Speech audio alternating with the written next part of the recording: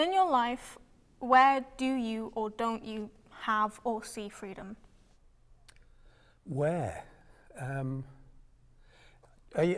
you meaning where in terms of time or just in place? Either.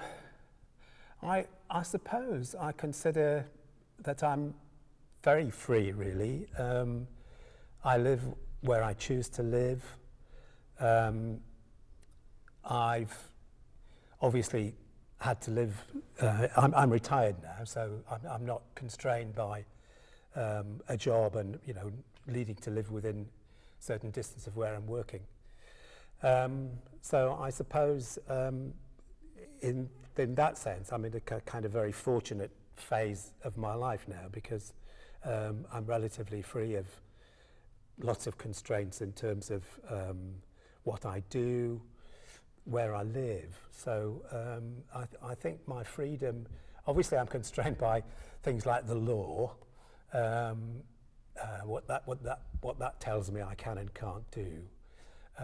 But in terms of what I and millions of other people like me in the country might want to do, I consider that I'm very free, really. I can make choices about all sorts of things, and I'd be surprised if there were many things that I wanted to do, obviously apart from things that involve huge amounts of money, which I don't have. But in terms of, ordinary, what you might call ordinary things, I think I'll have considerable freedom, really. Does judgment from society restrict your freedom to present yourself how you wish? And if so or not, why? Yes, up to a point, I think. I am obviously aware of all sorts of, sort of unwritten norms, if you like, unwritten expectations about how people present themselves, basic things like how you dress. I mean, obviously you can dress in a way in which, you don't particularly stand out, or you can choose to dress in a way which very much would make you stand out. I've never been the sort of person who particularly wanted to stand out in that kind of way. So I wouldn't, dress in an outrageous way to draw attention to myself, for instance. So I suppose you could say that constrains me, but that's a complicated calculation between feeling restrained by what society would think about me and what I think society thinks about me, which might or might not be the same thing, I suppose. How do you think freedom has changed since World War II, or just in your lifetime? I think, I was born in 1951, so that's 6 years after World War II ended. I suspect that, I grew up largely in the 60s, so born in 51, I had my teenage years in the 1960s, and that experience for me was mediated, I suppose, or influenced strongly by the fact that I went to boarding school. So, for instance, what you wear if you're at boarding school, even on a Saturday and Sunday, is not the same as you could wear if you were a 16-year-old, going into town dressed however you wanted to dress. So the whole thing about the 60s, in terms of pop music and fashion and all that kind of thing, which for a lot of people involved huge change from previous generations, I guess. For me, a lot of it was influenced by the fact that as I was at a boarding school, a lot of the things that were happening around me in terms of, in the country as a whole, I couldn't be part of because I was at boarding school. So my feelings about them were very mixed, because there were things happening which I would have liked to have been, to join in with more, but wasn't able to. And so there was an enjoyment about what was happening for me in the 60s, but tinged with a regret or an annoyance that I could only be a very limited part of it. And so, you know, for instance, my freedom to go and see pop groups that I would have definitely wanted to see, because I was at boarding school, meant that opportunity was extremely limited. So from that point of view, it was almost as frustrating as it was enjoyable. And that freedom for me was very much a mediated freedom. So it was theoretical in some ways. In terms of practical, you know, day-to-day living, it was much more restricted than it would have been for a lot of other kids my age. How do things such as race, gender, disability, sexuality, wealth, age affect you or other people's freedom? Well, there's a huge variation there, isn't there? I mean, race is obviously a big thing, particularly race in terms of colour, because it's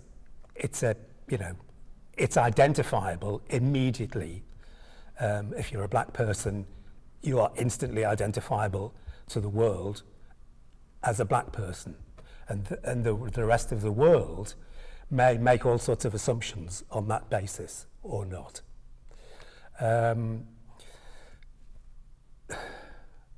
In terms of religion, again, being at boarding school, we went to chapel every single day, twice on Sundays. So again, I kind of grew up with that influence. And I think actually that sort of in some ways prejudiced me against religion, because it was all the time forcing me to do something or be somewhere that I didn't particularly want to be. I'm not sure that, you know, I'm in my 70s now, so given that, you know, how long ago school is, I'm not sure that, you know, I will feel very different in terms of something like religion now than I might have done if I hadn't, you know, gone to boarding school. So how much it influenced me in the short term versus the long term, I'm really not very sure. I think freedom in the wide sense of the law involved, you know, the whole process of the law, breaking the law, the involvement of courts, that kind of thing.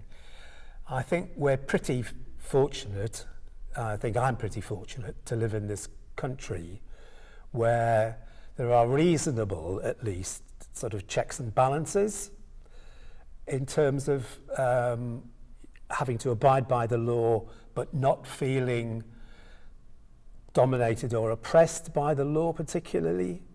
And so, I think we're far from the only country about which you could say that.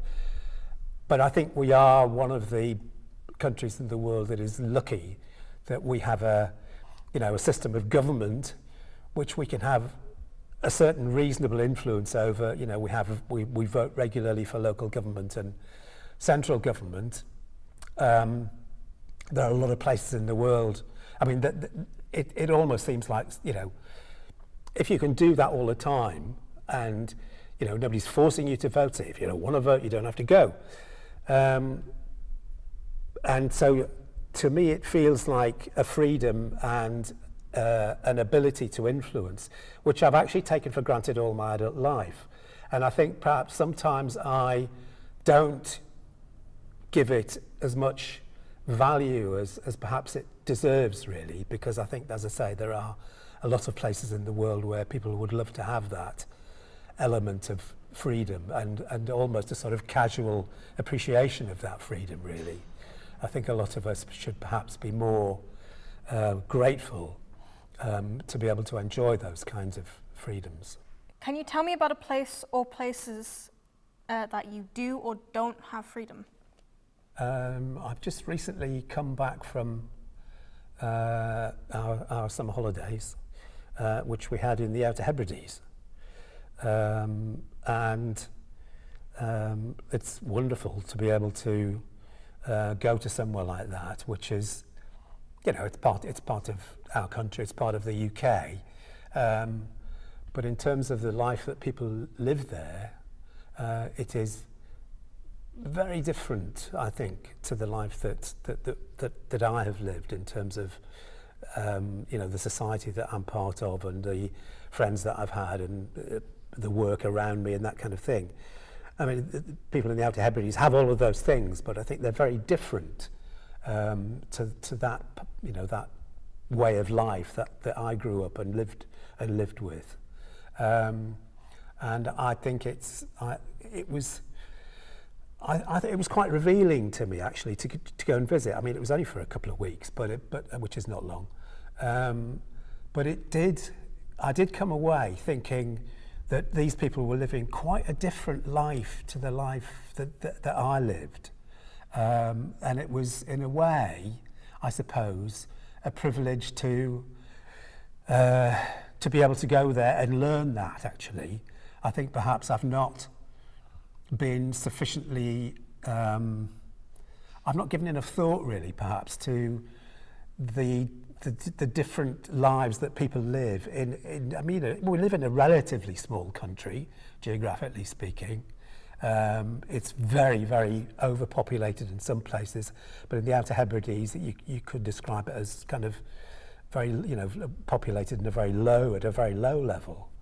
And I found it very revealing, really, that how little thought I'd given to something as simple as density, population density, what influence that has on your ordinary day-to-day life, and I realised that there was actually much more variation in terms of the lives people were leading in this country than I had perhaps thought. And it did make me think that perhaps at times I should give more thought to whether the life I was leading was typical, was relatively privileged, whether it would be a very different life in different but still quite ordinary circumstances. And I suppose it did. I mean, I didn't think it in terms of freedom with a sort of capital F, if you like, and something as sort of fundamental as sort of freedom under the law. But it did make me think about the things that I had taken or have taken for granted in my life. But nonetheless, although we live in a relatively affluent country, there are a lot of people around who will never be able to take some of the things that I've taken for granted. They'll never be able to take those kind of things for granted. And I think that was something that made me think. So that's something about a place. What was the other part of that question?